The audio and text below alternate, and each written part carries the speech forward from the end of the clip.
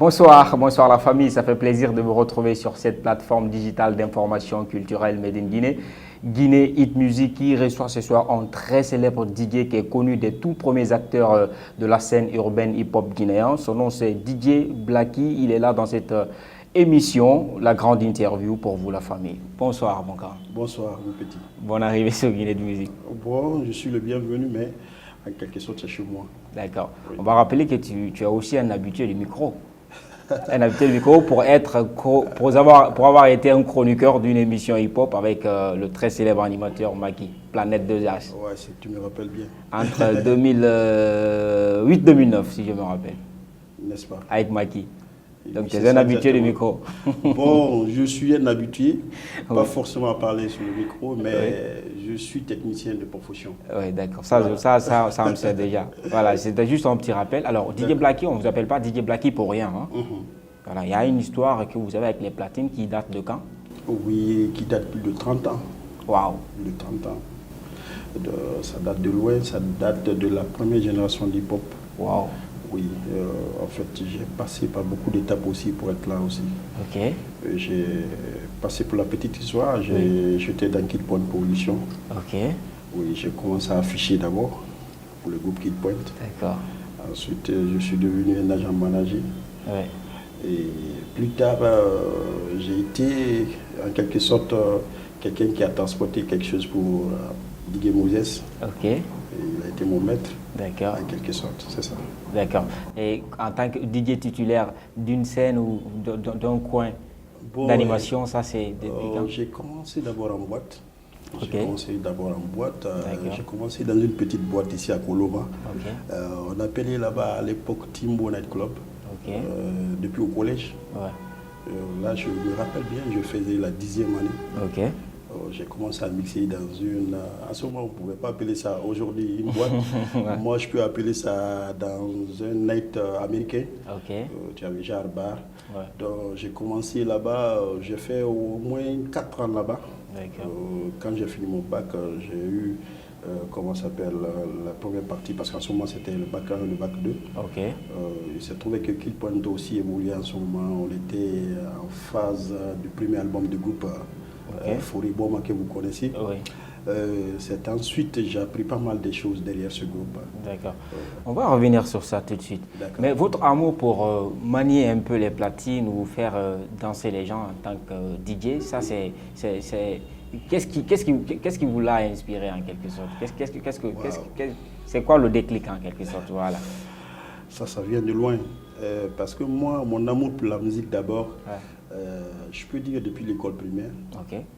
L'école primaire, déjà, moi j'avais mon petit poste à la maison. En ce moment, on utilisait des cassettes. Moi, la plupart des portes de là jusqu'aujourd'hui, là, Oui. je pourrais dire on s'est connus à travers la musique. Ok. À l'époque, moi à l'école primaire, il y a des anniversaires des amis, ce qu'on appelle à ce moment les booms. Ok. J'étais le digué parce qu'il disait que moi j'étais le plus équipé musicalement. J'avais beaucoup de cassettes. Ok. Je profitais des vacances, des amis qui venaient pendant les vacances à Conakry. Dès que j'attends par exemple, tu as Ayam ou bien tu as MTN. NTM, Ouais. je cours derrière toi juste pour faire des petits enregistrements. Ouais. Bon, jusqu'ici, si je me rappelle, si je savais, j'allais venir avec Avec ces ces archives. instruments, ça allait vraiment Oui, me oui. faire plaisir. Oui, oui. Mais ce n'est qu'une partie remise. Voilà, On pourra les bon, avoir après. j'ai beaucoup d'archives de ces genres, qu'il Ok. soit de la musique française, qu'il Ouais. soit de la musique américaine, qu'il soit de la musique guinéenne. Guinéenne. Donc j'ai commencé depuis l'école primaire. Donc dans ce sens, l'amour de la musique m'a poussé à être dans la musique. Et quand j'ai vu surtout les aînés tels que Digue Kaka, Ok. oui, à ce moment, moi j'étais trop dans le show business. J'aimais tout ce qui est de musique. Ok. J'ai côtoyé Digue Kaka, Digue Mori Ok. et également Digue Moses. Mais tu n'as jamais chanté, tu n'as jamais pris le micro pour rapper. Si. Ok. J'ai passé par là-bas aussi. Au collège, Oui. je suis arrivé à imiter des MC tels que MC Solar. Ok. En ce moment, on avait une compétition appelée School Dance Show. Ok. J'ai représenté l'ICI Aviation 2 fois. Wow. Oui. Du côté rap. Parce qu'en fait, en quelque sorte, en ce moment, Oui. le rap, c'était une culture générale. Ouais. Une culture générale. Oui. Il fallait passer par la phase texture. On travaillait durement sur les textes. Si tu ne savais pas écrire avant, tu ne pouvais pas rapper. Oui, et en ce moment, moi j'écrivais bien. J'ai commencé d'abord à écrire les textes de MC Solar, tels que Qui sème le vent, récolte le tempo, tout ça. Je suis arrivé à imiter Ayam. À l'école, du coup, les potes se sont renseignés parce que quand on avait quelque part appelé lycée aviation, on appelait là-bas old school. Donc quand tu fais l'école buissonnière, c'est là-bas que tu allais t'asseoir. Tu as vu que c'est là où on montre le talent des gens, tout ça. Du coup, toute l'école était renseignée que je savais imiter MC Solar et comment ça s'appelle Ayam. Du coup, quand la compétition scolaire est venue, organisée par Ibrahim Massé, que vous connaissez, notre grand monument de l'animation radio. Je lui dis bonsoir et je le remercie infiniment. Il a beaucoup participé, il a beaucoup, comment ça s'appelle, je peux dire, il a beaucoup contribué pour la musique urbaine guinéenne. Et parce qu'en ce moment, tous les talents se reconnaissaient dans cette compétition, on appelait School Dance Show. Et une fois, 2 fois, moi j'ai représenté. Ça, c'est une partie de l'histoire du milieu. Ça fait partie de l'histoire incontournable de la musique urbaine guinéenne. Le School Dance Show, c'était là, tu allais découvrir les talents. Il y avait la culture générale. Le plus cultivé de l'école, tu allais le savoir. Oui. Tu allais savoir le meilleur rappeur de l'école, le meilleur danseur de Nyakpa, ou bien de Zouglou, ou bien entre autres. Il y avait beaucoup, il y avait Yankadi, il y avait tout. Donc moi, du côté rap, j'ai représenté lycée aviation avec un certain Dupont à l'époque. C'est un ami, Dupont et Bangal Diarra, je pense que vous allez le connaître. C'est lui qui avait commencé Maxi Hip Hop sur la RTG. La RTG, Et c'est avec ce pote-là on a commencé à rapper pour l'école. D'accord. Voilà la famille, vous l'avez compris, nous avons sur ce plateau véritable monument, une bibliothèque du milieu urbain. Il connaît. En tout cas, ça va parler de l'histoire aujourd'hui, le rap, sur ce plateau. DJ Blacky, alors il y a ce rapport intense entre vous et les tout premiers acteurs que vous venez d'évoquer, c'est-à-dire le groupe Kill Point et autres. Le lien, ça a été comment? Parce qu'aujourd'hui, votre nom est sur les lèvres presque de tous ces acteurs. À chaque fois qu'on parle du hip-hop ou du rap en Guinée, il y a le nom de DJ Blacky qui ressort quelque part. Ce qui veut dire qu'il y avait un bon rapport, un bon lien, un bon feeling entre vous. Évidemment, moi je suis aujourd'hui, c'est pas pour me lancer des fleurs, et je suis aujourd'hui le pont entre la nouvelle génération et l'ancienne génération. Nous ne sommes pas plus de 4 aujourd'hui. Je peux le dire, je peux le dire ainsi. Du côté de vue archive, je suis la référence de tous les rappeurs, qu'ils soient l'ancienne génération ou la nouvelle génération, ce qu'on appelle New School ou bien Old School. Old school Voilà. Aujourd'hui, je suis en contact permanent avec tous ces gens-là. Et d'ailleurs, je suis en cours de documentaire que j'ai commencé, ça fait 2 ans de cela. Je suis en train de faire un documentaire costaud sur la musique urbaine guinéenne. Super. Donc, ça fait 2 ans que je travaille là-dessus. Donc, ce qui veut dire que je suis en contact permanent avec tous ces acteurs. Super. C'est ça.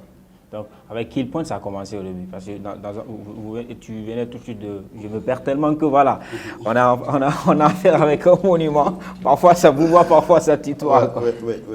On va aller sur le tutoiement, si vous permettez. Vas-y. D'accord. Alors, avec Kill Point, ça a commencé avec les affiches. Mais aujourd'hui, quand on parle de DJ Blacky, il y a un autre groupe qui ressort.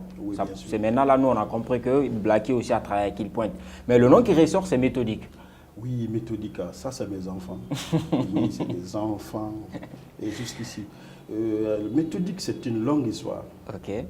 Méthodique aussi vient de la compétition que je viens de vous dire, là, School Dance Show. Qui était organisé par Ibrahim Massé. Méthodique, Méthodique, la petite histoire de Méthodique vient de lycée aviation en question. C'est pour dire que le rap avant, c'était un bon rapport. D'abord, ça vient de la famille à l'école, l'école sur la scène. C'est ce qui est très différent aujourd'hui de la nouvelle génération. Méthodique, la petite histoire, on était au lycée aviation, on se connaissait en ce moment, ce que je dis en ce moment, on disait les vrais ou bien les branchés, tout le monde se connaissait, on se côtoyait du coup, à travers moi, ma connaissance sur la musique, parce que dès que dit que Faf Larage a fait un son, automatiquement les gens venaient chez moi. Pour l'avoir, pour l'écouter. Oui, pour avoir. Moi j'avais un petit poste, des X-Bass, puis des Sharp, j'avais tout ça. Et j'avais aussi une petite batterie là, Dès qu'il n'y a pas de courant, je branchais dessus et tous les MC venaient dans ma chambre pour écouter les nouveautés qui se passaient de l'autre côté. Et du coup, j'ai fait la connaissance de Méthodique, Oui. particulièrement Hurricane. Hurricane qui était tout le temps avec moi, qui venait tout le temps répéter dans ma chambre. Et j'étais en quelque sorte une source d'inspiration pour lui. Quand je l'ai vu, le petit, il avait assez de talent, Sendela, Boogie, Star Crazy. Ouais, ils étaient tous accrochés à moi, ils venaient dans ma chambre. Ouais, grand, quels sont les nouveaux styles de rap, tout ça, comment on écrit les nouveaux textes. En fait, moi, j'étais en fait toujours dans les coulisses du rap d'un groupe Méthodique. Ouais. Ce qui fait, je suis devenu quelque temps le diguet du groupe. Voilà, justement. Oui, juste avant le deuxième album, je suis devenu le diguet, le manager du groupe. Donc, j'étais le incontournable du groupe. Je retournais avec eux, j'écrivais les textes avec eux. J'étais le 5e élément du groupe, en fait. Ouais, mais qui travaillait, qui était derrière ces 4 éléments qui étaient affichés, quoi. Mais bien sûr. Voilà. Bien sûr. Donc, le truc en tant que diguet, c'est juste au niveau du premier album, mais non d'Ikera. Oui, j'étais digué, oui, au niveau du premier album, Non d'Ikera, oui. Ok. Et, Ça, c'est de 2004. Oui, 2004. Oui. Avant le deuxième album, j'étais devenu le manager et le Et digué du diguet groupe. à la fois. À Avec la fois. cette fois-ci la maison de production African Flavor. Oui, exactement. D'accord, l'album Soweto et tout. Soweto, oui. Et il y D'accord. avait des albums solo qui étaient en cours et malheureusement, on n'a pas pu achever le chemin. Oui. Inch'Allah.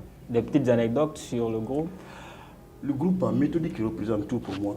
Ouais. Parce que quand tu parles de Méthodique, je vois que le groupe, oui, Kill Point avait fait pour moi, mais Méthodique m'a fait grandir de plus. Ouais. Ça m'a donné une autre vision de la musique. Ouais. J'étais derrière les jeunes vraiment talentueux. Ouais. En fait, Méthodique, en quelque sorte, c'était la somme de la Guinée. La somme de toute la Guinée. Parce Ouais. que tout le monde s'y retrouvait là-dedans à l'époque.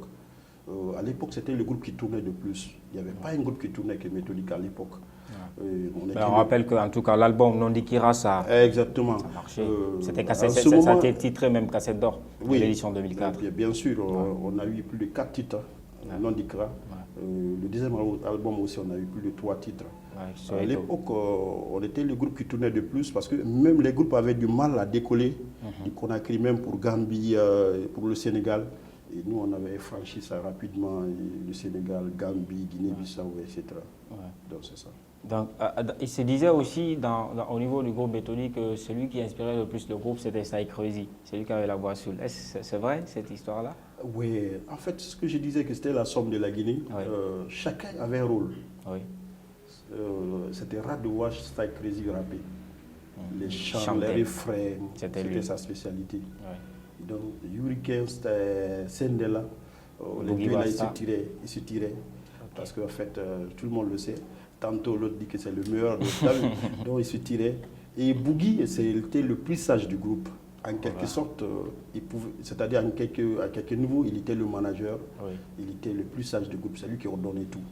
C'est lui qui ordonnait tout. Donc, tout le monde était important. Alors, Blacky, ça se disait aussi sur le groupe que c'était Sai Crazy qui alimentait en quelque sorte le groupe du point de vue financier. Est-ce vrai? Ah oui, ça Crazy, ça va lui faire plaisir. Parce que là, Oui. un grand bluffeur comme lui, c'était lui notre promoteur, notre producteur, tu voulais dire. Donc écoute, ouais, Star Crazy, il était important. Oui. Mais très tôt, nous, on a eu la chance Oui. d'avoir des gens qui nous épaulaient. Beaucoup. Autour des méthodiques, il y avait beaucoup de gens, je ne peux pas citer tout le monde. Ok. Mais celui qui s'est beaucoup démarqué, Oui. surtout par rapport au premier album, c'était un certain 6K. Ok. On l'appelait 6K. Ok. Un grand frère. Oui. En fait, Méthodique, ce qui faisait notre force, c'était en quelque sorte, jusqu'ici, c'est une famille. Ok. Une famille, il y a un lien incroyable, je n'ai jamais vu jusqu'ici. Voilà.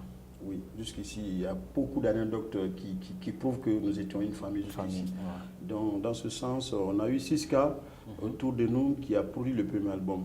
Mine de rien, il n'y avait pas un contrat, ni rien. Wow. Oui, Méthodique, même moi, je n'ai jamais eu un contrat avec le groupe. Voilà. Oui, on travaillait dans la tête, il y avait ce respect. Voilà. Il y avait le partage. Le cachet était, on le déposait sur la table et chacun prenait pour lui qu'en fait. On avait ça. On n'a jamais eu ce genre de problème. Wow. Donc, en quelque Ça sorte. prouvait qu'il y avait, oui. il y avait plus de fraternité que de business, quoi. Oui, c'est au C'était deuxième plus album on a commencé un peu de business. Quand on a signé avec Africa Africa Flava, Flava, on en était 2008. obligé. Ouais. C'était notre ouverture tu as vu. Oui. Un producteur qui venait des États-Unis, c'est un Guinéen, Ok. Al Gassim, Ok. qui a vu le groupe sur le net et du coup, il voulait d'abord primo produire Hurricane.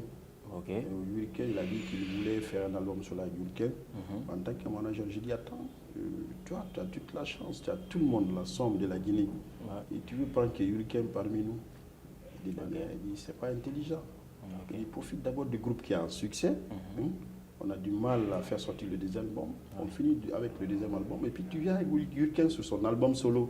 Et ainsi de suite. Parce qu'il se trouvait à l'époque, Sendela avait déjà son album solo, dans ok. la poche. Yelegbeli, hein? Oui, il y a les Gbeli. Hurricane avait. Et Boogie avait. Même ça, Crazy. Ok. Donc, on avait ce projet-là, on voulait faire ça pour une première fois en Guinée. Parce qu'en Guinée, l'historique est que si tu vois un groupe, une personne se démarquer faire un album solo, c'est quand il se disloque. Ouais. Et c'est pas normal. Ouais. Tu as vu qu'on a vu des grands groupes de par le monde, le Wu-Tang Clan, il fait un album, l'album du groupe. Après l'album du groupe, il se consacre à l'album solo de tout un Sur chacun. des projets Ce qu'on voulait individuels. faire, Ok. ce qu'on avait commencé avec Hurricane, Oui, Sendela, et Sendela. ainsi de suite, c'est ça. D'accord. On va peut-être mettre fin à cette parenthèse sur méthodique. C'est ça. Ouais. C'est qu'il y a tellement d'anecdotes. C'est une histoire, franchement, beaucoup, ça ne finit pas. qui donne beaucoup d'éléments Oui. de réponses. Maintenant, aujourd'hui, le rap, c'est que l'histoire du rap guinéen a évolué jusqu'à une certaine période. Ça vit toujours, on va le dire comme ça, mais en dents de scie. Oui. Aujourd'hui, ça commence encore à revenir avec cette nouvelle génération.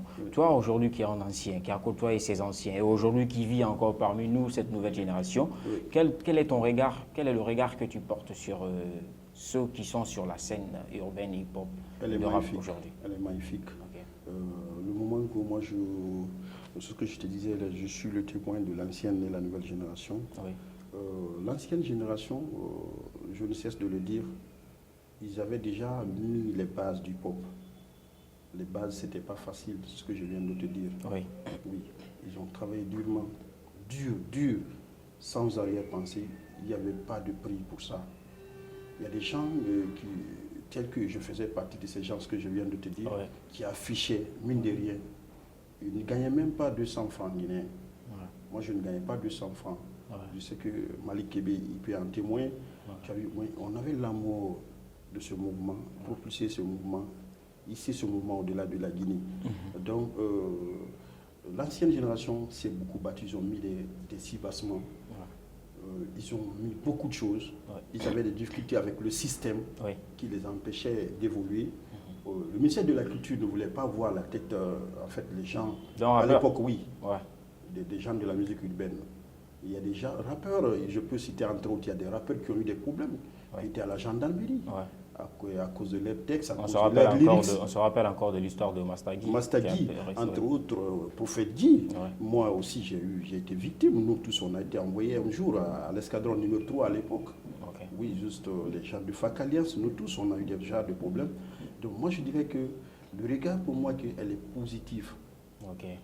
Elle est positive. Le moment que, dans la nouvelle génération, nous, on cherchait à aller en France faire des concerts, Oui. aller ailleurs, aller au-delà de la Guinée. Cette nouvelle génération a essayé d'ouvrir aussi une autre porte, une autre brèche de la musique, qui aujourd'hui, on est regardé sur les chaînes internationales, Oui. on est regardé sur toutes les plateformes, on est écouté sur toutes les plateformes. Moi, je pense que chacun a contribué à sa façon. D'accord. Oui, elle est positive. Donc, pour toi, l'évolution de ce rap d'aujourd'hui, c'est sur un bon train, ça marche bien. Quoique, il y a des gens qui pensent que ce rap-là encore manque d'identité. Je ne sais pas si tu partages le même avec ces gens-là. Il y a d'autres qui pensent que ce rap-là manque aujourd'hui d'identité. Non, moi je ne pense pas, c'est ça. Ok. En fait, ceux qui disent ça, c'est que seulement, moi je dirais qu'ils n'ont pas un grand approfondissement de la musique. D'accord. La musique, c'est la tendance. Ouais. N'importe quelle musique, c'est la tendance. La musique évolue selon le temps, Oui. selon l'époque. Ouais. À notre époque, il y avait une façon de rapper. Ouais. Il y a une façon de dénoncer. En ce moment, il fallait beaucoup écrire. Ouais. Il fallait beaucoup écrire. Ouais. Le rappeur travaillait beaucoup. Ouais. Il travaillait sur ses lyrics. Parce que tout ce qu'il voulait dire, il voulait dénoncer. Il voulait parler la voix des sans-voix. Ouais. Et à l'époque, c'était de dénoncer, ouais, il faut étudier, le gouvernement n'est pas bon. Ouais. C'est ça, on dénonçait de plus, c'est ce qu'on appelle à l'époque le rap accord. Ah, d'accord, ouais. il fallait aller tout droit au but et dire la vérité. Pur et dur, quoi. Voilà. Ouais. Donc, la tendance a changé. Ouais. Selon le temps. Selon le temps. Ouais. Selon le temps, les styles sont venus. Ouais. Il y a eu beaucoup de styles musicaux. Ouais. Et on s'est retrouvé aujourd'hui jusqu'à, je ne peux pas citer tout ça, Ouais. ce qu'on appelle trap. Faux trap. Trap, tu vois, faux trap, tout ça. Ouais. À faux trap, c'est quoi? Aujourd'hui, on s'est dit qu'on a tout dit presque. Presque, on a tout dit. Ouais. Et on va s'amuser. Ouais. Oui, Ouais. moi, ce que j'ai fait, Ouais. cela n'engage que moi. Oui, je comprends. Les enfants en train de s'amuser aujourd'hui. Oui. C'est-à-dire, ils ne peuvent pas dire que ce que les Kid Pon n'ont pas dit, ce Ouais. que l'Egdeg n'a pas dit, ce que la Fac Alias n'avait pas dit. Oui. Donc, ils se disent aujourd'hui, on va parler de l'ambiance. On va s'amuser sur On ce va que s'amuser. les aînés ont déjà posé comme jalon. J'ai compris. Je comprends. Donc, ils se sont dit qu'on va faire oublier les soucis. Ok. Donc, aujourd'hui, c'est pour cela, moi, je n'en veux pas. Oui. Je n'en veux pas la nouvelle génération. Oui. C'est juste, je pense qu'il y a des lacunes, Oui. mais ce n'est pas en profondeur. Je ne peux pas être très, très dur par rapport à ça. Moi, je dirais qu'ils sont en train de s'amuser. Oui. Mais il faut placer, pour la nouvelle génération, il faut placer des barrières aussi, quoi. Moi, c'est ce que la plupart me déçoivent. Ces barrières, c'est quoi? L'identité, ce que tu parles là. Le rap, l'identité, c'est quoi? L'identité, c'est ton environnement. Ouais. C'est-à-dire... Ton contexte de vie. Voilà, ce qui est autour de toi. Oui. Le rap, c'est une musique des Blacks.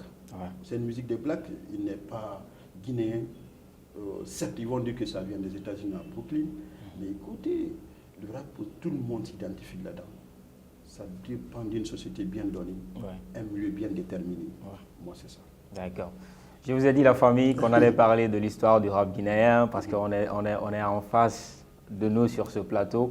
Un véritable connaisseur de ce milieu-là, Didier Blackie, qui est avec nous dans cette émission, la grande interview. Vous êtes sur Guinée de Musique, ce portail numéro 1 de la musique guinéenne. Nous poursuivons cette interview, Didier Blackie. Je vais maintenant te soumettre à un exercice peut-être un peu difficile. Je vais me faire un top 3 Non.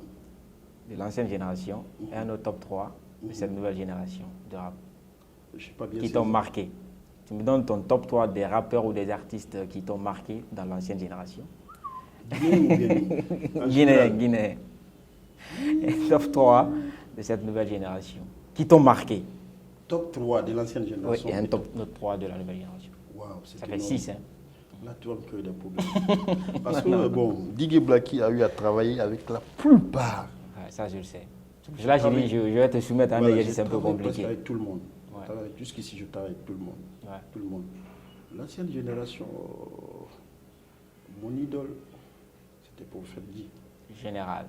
Il avait beaucoup de noms. Ouais. Il avait beaucoup de noms. C'est Dianké. Mais si Dianké. Imaginez qu'on te dit général. On va au-delà de ça, on te dit prophète. Tu as vu quoi? C'était pas pour rien. Ouais. Tous ces noms-là, tu as vu quoi? On des histoires. Ouais. Ok. Sidi Yanké, il a fini par dire Sidi Yanké. Oui. Tout ça là, c'est une petite histoire. Ok. C'était mon idole. Ouais. Il y en avait plein. Bon. Ça, je retiens un. Ah, là, c'est la colle. Hein. Ça, c'est une colle. Parce que cette génération était pleine de talent. Je ne sais pas, oui. Mon idole, entre autres, j'ai aimé beaucoup. Il y avait un gars à l'époque qu'on appelait Brodaye. Et jusqu'ici, il est là. L'animateur Suite. Qui fait du reggae, là, qui fait des émissions reggae. Oui. Un bon toaster. Un bon toaster, il a été mon idole. Okay. Celui-là, je l'ai regardé quand j'étais petit. Wow. Au Palais du Peuple. C'était un freestyler, il fait du freestyle. Ouais. C'est un gars qui n'a jamais fait d'album. Mais je sais pas qu'est-ce qui... À chaque fois que moi j'entendais le gars là animé, il y a quelque chose qui me disait dans la tête, lui il a fait de la musique. Mon frère. Et ça vient d'être prouvé. C'est un talent gâché. Non, ça se voit. Talent gâché. Ouais. Et il a eu à travailler avec pas mal de personnes. Vous avez confiance en moi. Moi j'ai confiance en cet homme. Brodaye. Donc je retiens Brodaye 2. Oui. La troisième personne, terrible. La troisième personne, il y avait beaucoup de talent. Et j'avais du respect pour Bill Desam. Bill, ouais. du respect pour Bill de Sam. C'est lui qui a sorti le premier album hip-hop en Guinée, hein, ou c'est Lekdef? Non. Bill de Sam, officiellement, les gens disent que c'est lui le premier. Voilà. Mais il y a eu un premier album qui est passé inaperçu. Ok. C'était MC Bey. Voilà, bon, ça c'est officieux, parce que c'est ce que j'ai dit officiellement. Voilà. On MC va Bey dire a que- fait sortir l'album avant Bill de Sam. Avant Bill, ok. Ouais. D'accord. Bill de Sam, il a eu à avoir une sortie, une grosse sortie. Médiatisé, connu de tous. Médiatisé parce qu'il était au sein, comment ça dit, maison de production en ce moment convoitée, Grigri Production. Gris, ok. Bill est sorti, il a révolutionné le rap. Ouais. Quelques mois après, Kid Point est sorti. Wow. Ouais, c'est ça. D'accord, donc c'était trois qui C'était t'ont toi, marqué. l'ancienne génération. On va rappeler. Oui. Général, t'as dit Prophète J, Broda J Yeah. et Bill de Sam. Bill de Sam. Ouais. Que des références, des grandes Oui, références. des grandes références. On va revenir maintenant dans la New School. La New School, waouh. Et cette génération, les talents, là, je vais avoir des problèmes. Oui, sérieux. là, je vais avoir des sérieux problèmes. Parce que s'il faut parler de la nouvelle génération, Ouais. ça a encore des périodes. La nouvelle génération, la dernière génération, moi, je vais prendre... Parce que là, je ne veux pas parler de mon groupe. Hein. Vous voulez que je parle de mon groupe? Je ne peux pas. Libre choix. C'est libre. La nouvelle génération, elle est terrible. Elle est terrible. S'ils me disent de choisir quelqu'un, la nouvelle génération, vous savez que quelqu'un qui a des locks, il a des moustaches, il a des barbes. Devinez c'est qui? Kondelgi. Il a plus de moustaches que de barbe. Ah là, c'est moi qui devais mener l'artiste à interviewer. Takanazan, je le respecte. Ok, Takanazan, la nouvelle génération, il faut Ouais. le dire, Ouais. ce jeune homme a marqué les gens. Ouais. Il a révolutionné la musique guinéenne à sa manière. Il a positionné. Ouais. Entre autres, qui je vais citer la deuxième personne. Cette nouvelle génération, elle est balèze. Non, c'est Elle est balèze. des talents très énormes. Ça, Ouais. c'est vrai.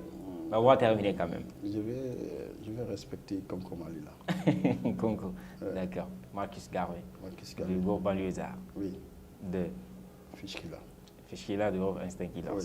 D'accord. D'accord. Nous sommes au terme de cette émission. Ok. Ton actualité aujourd'hui, c'est que tu es toujours technicien dans une radio urbaine, Suite FM. Ok. Comment ça se passe déjà, ce nouveau monde? Bon, c'est pas un nouveau monde parce que déjà, tu as dit que c'est ce que tu as fait J'ai préalablement. 11 ans de carrière. 11 ans de carrière. Avec Suite FM aujourd'hui, comment ça se passe? Tu es toujours dans ce milieu urbain. Oui. En fait, c'est ce que je t'ai dit, la petite histoire. Suite, qui parle de suite, voit la musique. Carrément. Voilà. Suite, le boss de Suite l'a fait.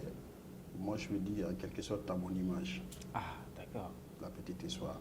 Ok. Oui. Lui le sait, l'ami le sait. Ok. Il a fait à mon image. J'étais technicien à Source d'abord à Espace.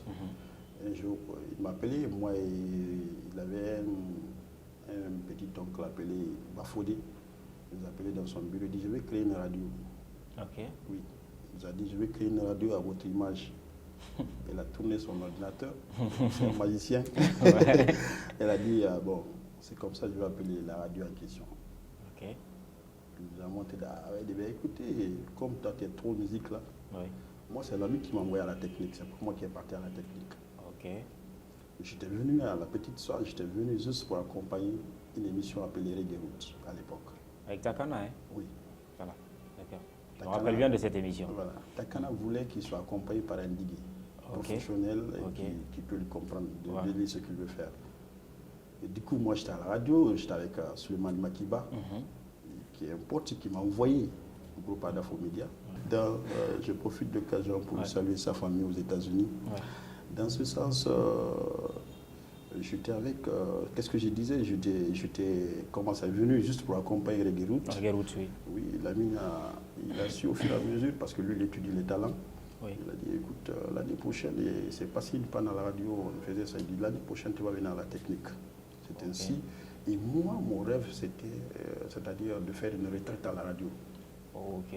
De Ok. passer le reste de ma carrière, DJing à la radio. À la radio, d'accord. Quand même, vous savez, Reggae Roots, dès la première saison, on a eu pas mal d'émissions. Ouais, moi, je suivais pas mal l'émission.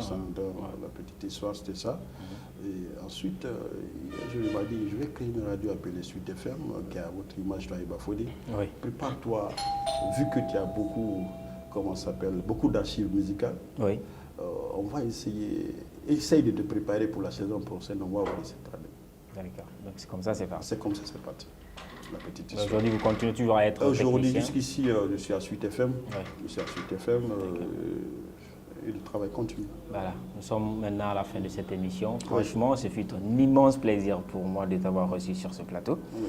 Mais avant de se quitter, tu vas me proposer un clip ou un son du groupe Méthodique sur lequel on va se quitter. Moi, je préfère que vous preniez MC. MC. Oui. Voilà, d'accord, on va MC suivre ça. d'abord qui m'était dédié. Ah bon? Oui, MC. Ok. Ouais. Donc c'était un son qui était dédié à DJ Blacky. Ouais, en quelque sorte, si tu Ok. écoutes le début. Oui. Ouais. Ok. Si tu écoutes le début, tu vas entendre quelque On chose. va écouter ça tout de suite avec nos abonnés. MC, s'il vous plaît. Pendawaya, Emelo Rapo and the son of Pendawaya. Squash big DJ Black him and under. Jungo water to get to my daddy hala MC. Darawango, Fego, Fenta, Feya, Sikagani, Imugon Koni, Darawala, we want to follow MC. Yalanda Gauri out of healthy. Tubamana, they will not challenge for your challenge. Et merci Didier Blacky. Merci bien. Et on se reprend peut-être, ici c'est la maison, hein, peut venir à tout moment. Déjà tu as une bibliothèque musicale chez toi, nous on aura besoin de ça. Pour besoin on ira chercher ça. Je vous respecte Guinée Musique, je respecte le patron de cette initiative. Oui. Franchement, je vous dis respect parce que vous avez aussi révolutionné la musique à votre façon. Merci. Merci. Merci. Plaisir partagé. Merci. Voilà la famille, c'est la fin de cette émission qui avait comme invité DJ Blacky, ce grand monument de la musique urbaine, monument pas en tant qu'artiste, en tant que connaisseur bien sûr de la chose. On va se quitter dans l'espoir de se retrouver très prochainement. Merci à toute l'équipe de réalisation de cette émission, principalement à Ayou Asifatou ou Ayou Le Noir. Portez-vous bien où que vous soyez et à la prochaine.